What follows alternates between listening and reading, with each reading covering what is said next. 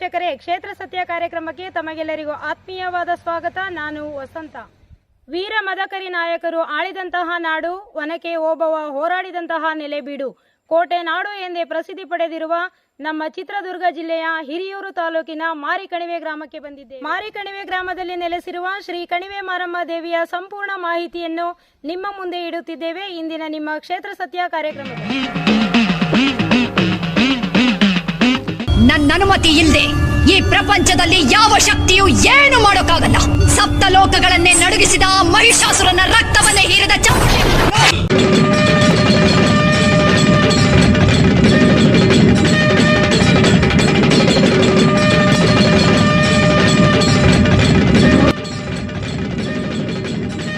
ದೇವಾದಿ ದೇವತೆಗಳನ್ನೇ ಹೆದರಿಸಿದ ಚಂಡ ಮುಂಡರನ್ನೇ ಸಂಹರಿಸಿದ ಭದ್ರಕಾಳಿನು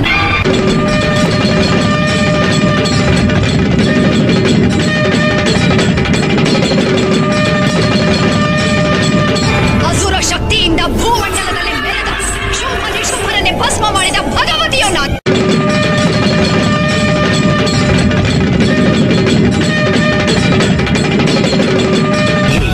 ಈ ಸರ್ವಶಕ್ತಿಯ ಮೇಲ ನಿನ್ನ ಪ್ರತಾಪ, ನಿನ್ನಂಥ ಕ್ಷುದ್ರ ಶಕ್ತಿಯ ವಿನಾಶಕ್ಕಾಗಿ ಬಂದ ರುದ್ರ ಕಾಳಿಯೋ ನಾನು.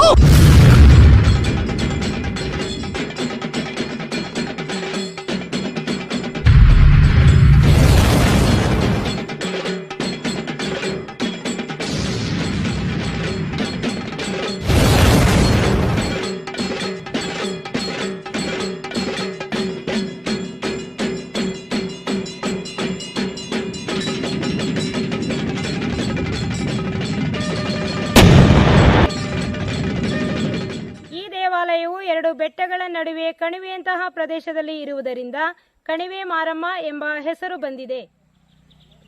ಈ ದೇವಿಯ ವಿಶೇಷತೆ ಏನೆಂದರೆ, ದೇವಿಯು ಹುತ್ತದ ಕೋವೆಯ ಮೂಲಕ ಒಡಮೂಡಿದ್ದಾಳೆ ಎಂಬ ಪ್ರತೀತಿ ಇದೆ.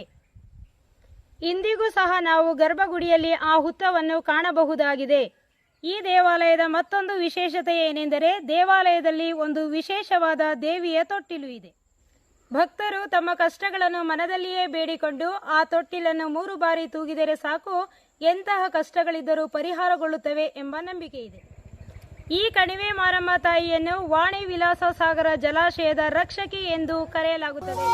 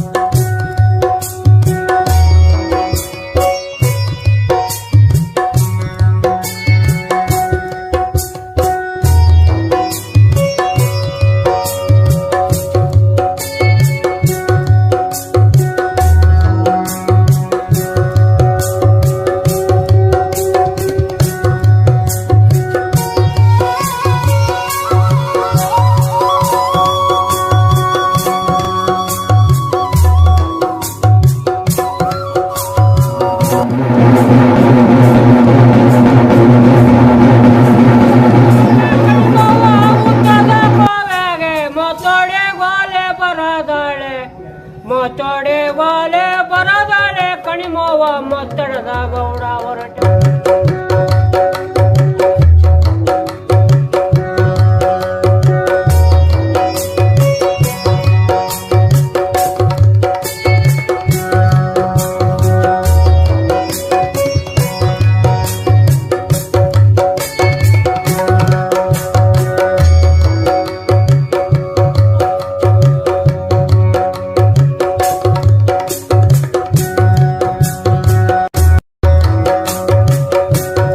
ನಮಸ್ಕಾರ ವೀಕ್ಷಕರೇ, ಇಂದು ನಮ್ಮ ಕ್ಷೇತ್ರ ಸತ್ಯ ಕಾರ್ಯಕ್ರಮದಲ್ಲಿ ಒಂದು ಪುರಾಣ ಪ್ರಸಿದ್ಧವಾದ ದೇವಾಲಯದ ಬಗ್ಗೆ ತಿಳಿದುಕೊಳ್ಳೋಣ ಬನ್ನಿ.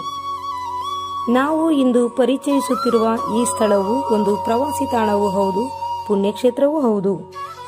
7 ಸುತ್ತಿನ ಕೋಟೆ, ಸಿಡಿಲಿಗೂ ಬೆಚ್ಚದ ಉಕ್ಕಿನ ಕೋಟೆ ಹೊಂದಿರುವ ಕನ್ನಡಿಗರ ಸ್ವಾಭಿಮಾನದ ಪ್ರತೀಕಾರವಿರುವ ಆದರ್ಶದ ಮಹಿಳೆ ಓಬವ್ವನನ್ನು ಮಾದರಿ ನಾಯಕರಾದಂತಹ ಮದಕರಿ ನಾಯಕರನ್ನು ನೀಡಿದ ಈ ಗಂಡು ಮೆಟ್ಟಿದ ನಾಡು ವೀರ ಯೋಧರ ಬೀಡು ಚಿತ್ರದುರ್ಗ ಜಿಲ್ಲೆ ಹಿರಿಯೂರು ತಾಲೂಕಿನ ಮಾರಿಕಣಿವೆ ಗ್ರಾಮದಲ್ಲಿ ನೆಲೆಸಿರುವ ಶ್ರೀ ಕಣಿವೆ ಮಾರಮ್ಮ ದೇವಿಯ ಸಂಪೂರ್ಣ ಮಾಹಿತಿಯನ್ನು ನಿಮ್ಮ ಮುಂದೆ ಇಡುತ್ತಿದ್ದೇವೆ ನಿಮ್ಮ ಕ್ಷೇತ್ರ ಸತ್ಯ ಕಾರ್ಯಕ್ರಮದಲ್ಲಿ. 2 ಗುಡ್ಡಗಳ ನಡುವೆ ಕಣಿವೆಯಂತಹ ಪ್ರದೇಶದಲ್ಲಿ ಈ ದೇಗುಲ ಇರುವ ಕಾರಣ ಕಣಿವೆ ಮಾರಮ್ಮ ಎಂಬ ಹೆಸರು ಬಂದಿದೆ. ಈ ದೇವಾಲಯದ ಇತಿಹಾಸವನ್ನು ಗಮನಿಸಿದಾಗ ಇದನ್ನು ವಿಜಯನಗರದ ಅರಸರು 14-15ನೇ ಶತಮಾನದಲ್ಲಿ ಸ್ಥಾಪಿಸಿದ್ದಾರೆ ಎನ್ನಲಾಗಿದೆ. ಈ ದೇವಾಲಯಕ್ಕೆ ಪ್ರತಿನಿತ್ಯ ಸಾವಿರಾರು ಭಕ್ತರು ಆಗಮಿಸಿ ದೇವಿಯ ಪೂಜೆಯಲ್ಲಿ ಪಾಲ್ಗೊಂಡು ದರ್ಶನ ಪಡೆಯುತ್ತಾರೆ. ಅದರಲ್ಲೂ ಮಂಗಳವಾರ ಹಾಗೂ ಶುಕ್ರವಾರ ದೇವಿಗೆ ವಿಶೇಷ ಪೂಜೆ ಸಲ್ಲಿಸಲಾಗುತ್ತದೆ. ಇಲ್ಲಿ ಮೇ ತಿಂಗಳಲ್ಲಿ ಕಣಿವೆ ಮಾರಮ್ಮನ ಜಾತ್ರೆ ನಡೆಯುತ್ತದೆ. ನವರಾತ್ರಿಯಂದು ತಾಯಿಗೆ ವಿಶೇಷ ಪೂಜೆ, ಅಲಂಕಾರ ಹಾಗೂ ನೈವೇದ್ಯ ಸಮರ್ಪಣೆ ನಡೆಯುತ್ತದೆ. ಈ ದೇವಿಯ ವಿಶೇಷತೆ ಏನೆಂದರೆ ತಾಯಿಯು ಹುತ್ತದ ಕೋವೆಯ ಮೂಲಕ ಒಡಮೂಡಿದ್ದಾಳೆ ಎಂಬ ಪ್ರತೀತಿ ಇದೆ. ಇಂದಿಗೂ ಸಹ ಗರ್ಭಗುಡಿಯಲ್ಲಿ ಆ ಹುತ್ತವನ್ನು ನಾವು ಕಾಣಬಹುದಾಗಿದೆ. ಈ ದೇವಿಗೆ ವಾಣಿ ವಿಲಾಸ ಸಾಗರದ ರಕ್ಷಕಿ ಎಂದು ಕರೆಯಲಾಗುತ್ತದೆ. ಈ ಮಾರಿಕಣಿವೆ ಜಲಾಶಯಕ್ಕೆ ಯಾವುದೇ ರೀತಿಯ ತೊಂದರೆ ಬಾರದ ರೀತಿಯಲ್ಲಿ ಕಾಯುತ್ತಿದ್ದಾಳೆ ಎನ್ನುವುದು ಇಲ್ಲಿಯ ಜನರ ನಂಬಿಕೆಯಾಗಿದೆ. ಬಹುತೇಕ ದೇವರ ಮುಖಗಳು ಮುಂಭಾಗದಲ್ಲಿ ಇರುತ್ತದೆ. ಇಲ್ಲಿ ಮಾತ್ರ ಮಾರಮ್ಮ ದೇವಿಯು ಬೆನ್ನು ಮಾಡಿ ಕುಳಿತಿದ್ದಾಳೆ. ಇನ್ನು ತಾಯಿಯ ಕಾಲಿನ ಹೆಬ್ಬೆರಳುಗಳು ಅಣೆಕಟ್ಟೆಗೆ ಒತ್ತಿ ಹಿಡಿದಂತಿದೆ. ಹೀಗಾಗಿ ತಾಯಿ ಅಣೆಕಟ್ಟನ್ನು ತನ್ನ ಬೆರಳಿನಲ್ಲಿ ಒತ್ತಿ ಹಿಡಿದು ಕಾಯುತ್ತಿದ್ದಾಳೆ ಎಂಬ ನಂಬಿಕೆ ಇದೆ. ಇಲ್ಲಿ ತಾಯಿಯ ಬೆನ್ನಿನ ಬದಿಯ ಭಾಗಕ್ಕೆ ಅಲಂಕಾರ ಮಾಡಿ ಪೂಜೆ ಮಾಡಲಾಗುತ್ತದೆ. ಇಲ್ಲಿ ಬರುವಂತಹ ಭಕ್ತರು ಮೊದಲು ದೇವಾಲಯಕ್ಕೆ ಭೇಟಿ ನೀಡಿ ತಾಯಿಯ ದರ್ಶನ ಪಡೆದುಕೊಳ್ಳುತ್ತಾರೆ. ನಂತರ ದೇವಾಲಯದ ಹಿಂಭಾಗದಲ್ಲೇ ಇರುವ ಮಾರಿಕಣಿವೆ ಜಲಾಶಯವನ್ನು ಕಣ್ತುಂಬಿಕೊಳ್ಳುತ್ತಾರೆ. ಚಿತ್ರದುರ್ಗ ಜಿಲ್ಲೆಯ ಬಯಲು ಸೀಮೆಯ ಜನರಿಗೆ ಜೀವಸೆಲೆಯಾದ ಏಷ್ಯಾದ ಪ್ರಪ್ರಥಮ ಮಾನವ ನಿರ್ಮಿತ ಜಲಾಶಯ ಇದುವೇ ವೇದಾವತಿ ನದಿಗೆ ಅಡ್ಡಲಾಗಿ ಕಟ್ಟಿರುವ ವಾಣಿ ವಿಲಾಸ ಸಾಗರ ಜಲಾಶಯ. ಚಿತ್ರದುರ್ಗ ಜಿಲ್ಲೆಯ ಪ್ರಮುಖ ನದಿ ಈ ವೇದಾವತಿ. ಚಿಕ್ಕಮಗಳೂರು ಜಿಲ್ಲೆಯ ಚಂದ್ರದ್ರೋಣ ಪರ್ವತ ಅಥವಾ ಬಾಬಾ ಬುಡನ್ಗಿರಿಯಲ್ಲಿ ಜನಿಸುವ ವೇದ ಎಂಬ ನದಿ ಕಡೂರಿನ ಬಳಿ ಆವತಿ ಎಂಬ ನದಿಯನ್ನು ಸೇರಿ ವೇದಾವತಿ ಎಂಬ ಹೆಸರಿನಿಂದ ಮುಂದಕ್ಕೆ ಹರಿಯುತ್ತದೆ. ಈ ನದಿಗೆ ಹಿರಿಯೂರಿನ ಸಮೀಪವಿರುವ ಮಾರಿಕಣಿವೆ ಎಂಬಲ್ಲಿ 2 ಬೆಟ್ಟಗಳ ನಡುವೆ ನಿರ್ಮಿಸಿರುವ ಜಲಾಶಯವೇ ವಾಣಿ ವಿಲಾಸ ಸಾಗರ. ಈ ವಾಣಿ ವಿಲಾಸ ಸಾಗರ ಜಲಾಶಯವನ್ನು ಕಟ್ಟಿದವರು ನಾಲ್ವಡಿ ಕೃಷ್ಣರಾಜ ಒಡೆಯರ್ರವರ ಕಾಲದ ತಂತ್ರಜ್ಞ. ಈ ಜಲಾಶಯದ ವಿಶೇಷತೆ ಎಂದರೆ ಈ ಜಲಾಶಯದ ಪಾಕ್ಷಿಕ ನೋಟ ಭಾರತದ ಭೂಪಟವನ್ನೇ ಹೋಲುತ್ತದೆ. ನಮ್ಮ ಭಾರತದಲ್ಲೇ ನೀರಾವರಿಗೆಂದೇ ನಿರ್ಮಿಸಲಾದ ಮೊದಲ ಮಾನವ ನಿರ್ಮಿತ ಜಲಾಶಯ ಎಂಬ ಖ್ಯಾತಿ ಪಡೆದುಕೊಂಡಿದೆ. ಏಷ್ಯಾ ಖಂಡದಲ್ಲೇ ಪ್ರಪ್ರಥಮ ಬಾರಿಗೆ ಮಾನವರಿಂದ ನಿರ್ಮಿತವಾದ ಜಲಾಶಯ ಈ ವಾಣಿ ವಿಲಾಸ ಸಾಗರ ಜಲಾಶಯಕ್ಕೆ ಇದೆ. ಸಕಾಲದಲ್ಲಿ ಮಳೆ ಬಾರದೆ ಜನರು ತೊಂದರೆಯಲ್ಲಿದ್ದ ಸಮಯದಲ್ಲಿ ಈ ಜಲಾಶಯದ ನಿರ್ಮಾಣ ಮಾಡಬೇಕೆಂಬ ಉದ್ದೇಶದಿಂದ ಈ ಜಲಾಶಯವನ್ನು ಕಟ್ಟಲು ಯೋಜನೆ ಮಾಡಲಾಗಿತ್ತು. ಆದರೆ ಈ ಯೋಜನೆ ಕಾರ್ಯರೂಪಕ್ಕೆ ಬಂದದ್ದು ಅಂದಿನ ರಾಜ್ಯದ ದಿವಾನರಾಗಿದ್ದ ಶೇಷಾದ್ರಿ ಅಯ್ಯರ್ರವರ ಧೈರ್ಯ ಹಾಗೂ ಉತ್ಸಾಹಗಳ ಫಲವಾಗಿ ಎನ್ನಬಹುದು. ಈ ಜಲಾಶಯದ ನಿರ್ಮಾಣ ಕಾಮಗಾರಿಯಲ್ಲಿ ಸಿಟಿ ದಲಾಲ್ ರವರು ಸೂಪರಿಂಟೆಂಡೆಂಟ್ ಇಂಜಿನಿಯರ್ ಆಗಿಯೂ, ಬಿಪಿ ರಾಘವೇಲು ನಾಯ್ಡುರವರು ಎಕ್ಸಿಕ್ಯೂಟಿವ್ ಇಂಜಿನಿಯರ್ ಆಗಿಯೂ ಕಾರ್ಯವನ್ನು ನಿರ್ವಹಿಸಿದ್ದಾರೆ. ಈ ಜಲಾಶಯವು ಕರ್ನಾಟಕದಲ್ಲೇ ಅತ್ಯಂತ ಹಳೆಯ ಜಲಾಶಯವಾಗಿದೆ. ಇದು 1330 ಅಡಿಗಳಷ್ಟು ಉದ್ದ ಹಾಗೂ 162 ಅಡಿ ಎತ್ತರವಿದೆ. ವೇದಾವತಿ ನದಿಯಿಂದ ಪೋಲಾಗಿ ಹೋಗುತ್ತಿದ್ದ ನೀರನ್ನು ಚಿತ್ರದುರ್ಗದ ರೈತರಿಗೆ ಕುಡಿಯುವ ನೀರು ಮತ್ತು ಕೃಷಿ ಚಟುವಟಿಕೆಗೆ ಅನುಕೂಲಕರವಾಗುವಂತೆ ಮಾಡಿ ಈ ಭಾಗದ ಜನರ ನೀರಿನ ಬವಣೆಯನ್ನು ತಪ್ಪಿಸಿ ರೈತರಿಗೆ ದಾರಿದೀಪವಾದ ಜಲಾಶಯ ಇದಾಗಿದೆ. ಈ ಜಲಾಶಯಕ್ಕೆ ಹೊಂದಿಕೊಂಡಂತೆ ಜಲಾಶಯದ ಹಿಂಭಾಗದಲ್ಲಿ ಶ್ರೀ ಕಣಿವೆ ಮಾರಮ್ಮನ ದೇವಾಲಯವಿದೆ. ಈ ಜಲಾಶಯದ ಹಿಂದಿರುವ ಶಕ್ತಿ, ಈ ಜಲಾಶಯ ಎದ್ದು ನಿಂತ ರಹಸ್ಯವೇ ಕಣಿವೆ ಮಾರಮ್ಮನ ದೇವಸ್ಥಾನ. 1898ರಲ್ಲಿ ಜಲಾಶಯದ ನಿರ್ಮಾಣ ಕಾರ್ಯ ಆರಂಭಗೊಂಡ ಮೇಲೆ ನೀರಿನ ರಭಸವನ್ನು ತಡೆಯಲು ಯಾರಿಂದಲೂ ಸಾಧ್ಯವಾಗಲಿಲ್ಲ. ಆಗ ಮೈಸೂರು ಸಂಸ್ಥಾನವು ಜ್ಯೋತಿಷ್ಯ ಶಾಸ್ತ್ರದ ಮೊರೆ ಹೋಗುತ್ತದೆ. ಜ್ಯೋತಿಷ್ಯದಲ್ಲಿ ಹೇಳಿದಂತೆ ತಾಯಿ ಮಾರಮ್ಮನ ದೇವಾಲಯವನ್ನು ಪುನರ್ ಸ್ಥಾಪನೆ ಮಾಡಲಾಗುತ್ತದೆ. ಈ ಮಾರಮ್ಮ ತಾಯಿಯು ತನ್ನ ಕಾಲಿನಿಂದ ವೇದಾವತಿ ನದಿಯ ನೀರಿನ ರಭಸವನ್ನು ತಡೆ ಹಿಡಿದಿರುವುದು ಈ ಜಲಾಶಯದ ಭದ್ರತೆಯ ರಹಸ್ಯ ಎಂದು ನಂಬಲಾಗುತ್ತದೆ. ವಾಣಿ ವಿಲಾಸ ಸಾಗರವನ್ನು ವೀಕ್ಷಿಸಲು ಬಂದವರು ಮೊದಲು ಜಲಾಶಯದ ಕೆಳಗೆ ಇರುವ ಮಾರಮ್ಮನ ದೇವಾಲಯಕ್ಕೆ ಪ್ರವೇಶಿಸಿ ದೇವಿಯ ದರ್ಶನ ಪಡೆದು ನಂತರ ಜಲಾಶಯಕ್ಕೆ ತೆರಳುತ್ತಾರೆ. ಈ ತಾಯಿಯು ವಾಣಿ ವಿಲಾಸ ಸಾಗರದ ರಕ್ಷಕಿ ಎಂದು ನಂಬಲಾಗಿದೆ. ಇಲ್ಲಿ ಅಪಾರ ಸಂಖ್ಯೆಯಲ್ಲಿ ಭಕ್ತರು ಸೇರುತ್ತಾರೆ. ಈ ದೇವಿಯ ಜಾತ್ರೆಗೆ ರಾಜ್ಯದ ನಾನಾ ಕಡೆಯಿಂದ ಭಕ್ತರು ಆಗಮಿಸುತ್ತಾರೆ. ಹರಕೆ, ಮುಡಿ, ನಾಮಕರಣ, ಕೋಳಿ, ಕುರಿಗಳ ರೂಪದಲ್ಲಿ ಹರಕೆಯನ್ನು ತೀರಿಸಿ ತಮ್ಮ ಸಮಸ್ಯೆಗಳಿಗೆ ಪರಿಹಾರವನ್ನು ಕಂಡುಕೊಳ್ಳುತ್ತಾರೆ. ನೀವು ಒಮ್ಮೆ ಈ ದೇವಾಲಯಕ್ಕೆ ಭೇಟಿ ನೀಡಿ ನಿಮ್ಮ ಸಮಸ್ಯೆಗಳಿಗೆ ಪರಿಹಾರವನ್ನು ಕಂಡುಕೊಳ್ಳಿ.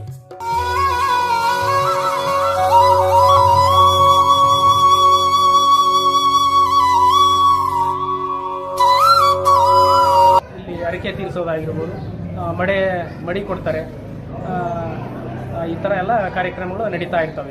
ಇಲ್ಲಿ ನಿತ್ಯ ಪೂಜೆ ಇರುತ್ತೆ. ಪ್ರತಿನಿತ್ಯನೂ ಜನ ಬರ್ತಾ ಇರ್ತಾರೆ. ಬರೋದ್ರಿಂದ ಇಲ್ಲಿ ಕೂಡ ಎಲ್ಲ ರೀತಿಯಾದ ವ್ಯವಸ್ಥೆ ಕೂಡ ಇದೆ. ಅವರಿಗೆ ಕಣ್ಣು, ಕಾಯಿ ಮತ್ತೊಂದು ಇಲ್ಲೇ ಸಿಗ್ತದೆ. ಎಲ್ಲ ತಗೊಂಡು ಬಂದು ಪೂಜೆ ಮಾಡಿಸ್ಕೊಂಡು ಕಣಿವೆ ಮಾರಮ್ಮ ದೇವಿಯ ಇತಿಹಾಸ ಸುಮಾರು ಒಂದು 600 ವರ್ಷಗಳ ಇತಿಹಾಸವಿದೆ. ಈ ಕಣಿವೆ ಮಾರಮ್ಮ ದೇವಸ್ಥಾನ ಕಟ್ಟಿದ್ದು ಮತ್ತೋಡು ಸಂಸ್ಥಾನ ಅಂತಕ್ಕಂಥ ಒಂದು ರಾಜರ ಪಾಳ್ಯ ಕೊಟ್ಟು ಆಳ್ತಾ ಇದ್ರು.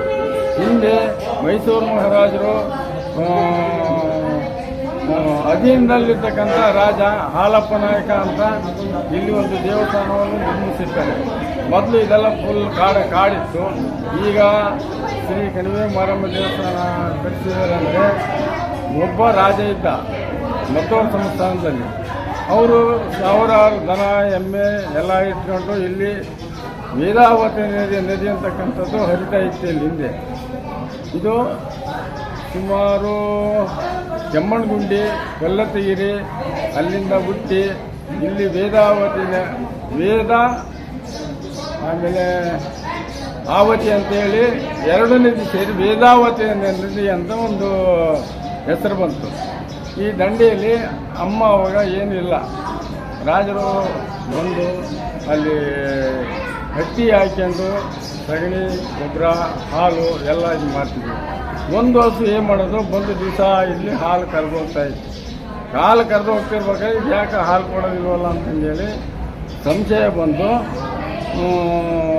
ಒಂದು ದಿವಸ ದನ ಕಾಯೋದು ಬಂದು ನೋಡ್ದ. ಬಂದು ಹುತ್ತದಲ್ಲಿ ಹಾಲು ಕರೆದು ಡೈಲಿ ಹೋಗ್ತಿತ್ತಂತೆ. ಆವಾಗ ರಾಜರಿಗೆ ತಿಳಿಸಿದ, ಏನು ಹಿಂಗೆ ಹಾಲು ಕರೆದು ಹೋಗ್ತೈತಲ್ಲ ಅಂತಂದೇಳಿ. ಆವಾಗ ಇಲ್ಲಿ ಬಂದು ನೋಡಿದಾಗ, ನಾನು ಕಣಿವೆ ಮಾರಮ್ಮ ನನ್ನ ದೇವಸ್ಥಾನ ಕಟ್ಟಿಸು, ನಿಮಗೆ ಒಳ್ಳೇದಾಗುತ್ತೆ ಅಂತಂದೇಳಿ ಕನಸನ್ನು ಹೇಳಿದಾಗ ಈ ದೇವಸ್ಥಾನನ ಮತ್ತೋಡು ಸಂಸ್ಥಾನದ ರಾಜ ಕಟ್ಟಿಸ್ತಾನೆ. ಸುಮಾರು ಇದು ಆವತ್ತಿನ ಕಾಲದಲ್ಲಿ ಕನಸಲ್ಲಿರೋದ್ರಿಂದ ಅವರೇ ಬಂದು ಖುದ್ದಾಗಿ ದೇವಸ್ಥಾನ ಕಟ್ಟಿಸಿ ಸ್ಥಾಪನೆ ಮಾಡಿ ಹೋಗ್ತಾರೆ. ಇದು ಈಗ ಹಾಲಿ ಇರ್ತಕ್ಕಂಥದ್ದು ಹುತ್ತದಲ್ಲಿ ಕಟ್ಟೆ ಹುತ್ತದಲ್ಲಿ ಉದ್ಭವಿಸಿರೋದು ಅಮ್ಮ. ಇದು ಈಗ ಕರ್ನಾಟಕ, ತಮಿಳುನಾಡು, ಕೇರಳ ಭಾರಿ ಜನ ಬರ್ತಾರೆ. ಆಮೇಲೆ ಇದು ಹೂವಿನ ಅಪ್ಪಣೆ ಆಗುತ್ತೆ. ಆಮೇಲೆ ಮನುಷ್ಯನ ಕೋರಿಕೆನೂ ಆಗ್ತವೆ. ಇದು ಸುಮಾರು ಬಸವನ ಜಯಂತಿ ಕಾಲದಲ್ಲಿ, ಬಸವನ ಜಯಂತಿ ದಿವಸ 1 ವಾರ ಜಾತ್ರೆ ಆಗುತ್ತೆ. ಬರಮಗಿರಿಯಲ್ಲಿ ಆಡಳಿತ ಮಂಡಳಿ ಇರೋದು, ಅಲ್ಲೇ ಮೆರವಣಿಗೆ ಮೂರ್ತಿ ಇದೆ. ಅಲ್ಲಿಂದ ಬಂದು ಇಲ್ಲಿ 1 ವಾರ ಜಾತ್ರೆ ಆಗುತ್ತೆ. ಒಂದು ಮಂಗಳವಾರದ ದಿವಸ ಬದಲಿಂಗಿತ್ತಿ ಶಾಸ್ತ್ರ ಆಗುತ್ತೆ. 2ನೇ ದಿವಸ ಬುಧವಾರ ಜಲ್ದಿ ಉತ್ಸವ ಅಂತಂದೇಳಿ ವೇದಾವತಿ ನದಿಯಲ್ಲಿ ಗಂಗಾಸ್ನಾನ ಮಾಡಿಕೊಂಡು ದೇವಸ್ಥಾನಕ್ಕೆ ಬರುತ್ತೆ. ಗುರುವಾರದ ದಿವಸ ಆರತಿ ಅಂತ ಆಗುತ್ತೆ. ಆಮೇಲೆ ಶುಕ್ರವಾರ ಬ್ರಹ್ಮರಥೋತ್ಸವ, ಭಾರಿ ಜನ ಸೇರುತ್ತೆ, ಇಲ್ಲಿ ಲಕ್ಷಾಂತರ ಜನ ಸೇರುತ್ತೆ. ಆಮೇಲೆ ಶನಿವಾರ ಸಿಡಿ ಉತ್ಸವ ನಡೀತದೆ ಇಲ್ಲಿ ದೇವಸ್ಥಾನ ಮುಂದೆ. ಭಾನುವಾರ ದಿವಸ ಇಲ್ಲಿ ಗಾವಾಗುತ್ತೆ. ಸೋಮವಾರ ದಿವಸ ಇಲ್ಲಿ ಚಪ್ರ ಅಲ್ಲ ದೇವರು ಮಾಮೂಲು ಬರಂಗಿರಿ ದೇವಸ್ಥಾನಕ್ಕೆ ಹೋಗಿ ಹೊರಟು ಮಾರಿಕಣಿಯಲ್ಲಿ 1 ದಿವಸ ನಿಲ್ಲುತ್ತೆ. ಮಂಗಳವಾರ ದಿವಸ ಸೀದಾ ದೇವಸ್ಥಾನಕ್ಕೆ ಹೋಗಿ ಅಂತ್ಯ ಆಗುತ್ತೆ. ಆಮೇಲೆ ಇಲ್ಲಿ ಭಕ್ತಾದಿಗಳು ತಮ್ಮ ಮನಸ್ಸಿನ ಹರಕೆ ಏನು ಮಾಡ್ಕೊಳ್ತಾರೆ, ಕೋರಿಕೆ ಮೇರೆಗೆ ಕೆಲಸಗಳಾಗ್ತವೆ. ಕೆಲಸ ಆಗಿದ್ದರಿಂದ ಭಾರಿ ಜನ ಹೆಚ್ಚಿನ ಸಂಖ್ಯೆಯಲ್ಲಿ ಬರ್ತಾ ಇದ್ದಾರೆ. ನೀವು ಒಮ್ಮೆ ಈ ದೇವಾಲಯಕ್ಕೆ ಭೇಟಿ ನೀಡಿ ನಿಮ್ಮ ಸಮಸ್ಯೆಗಳಿಗೆ ಪರಿಹಾರವನ್ನು ಕಂಡುಕೊಳ್ಳಿ. ನಿಮ್ಮ ಭೇಟಿ ಮುಂದಿನ ಕ್ಷೇತ್ರ ಸತ್ಯ ಕಾರ್ಯಕ್ರಮದಲ್ಲಿ. ಧನ್ಯವಾದಗಳು. ಯಾರೆಲ್ಲ ನಮ್ಮ ಕ್ಷೇತ್ರ ಸತ್ಯ ವಾಹಿನಿಯನ್ನು ಇನ್ನೂ ಸಬ್ಸ್ಕ್ರೈಬ್ ಮಾಡಿಲ್ಲ, ದಯವಿಟ್ಟು ಸಬ್ಸ್ಕ್ರೈಬ್ ಮಾಡಿ, ಲೈಕ್ ಮಾಡಿ, ಶೇರ್ ಮಾಡಿ.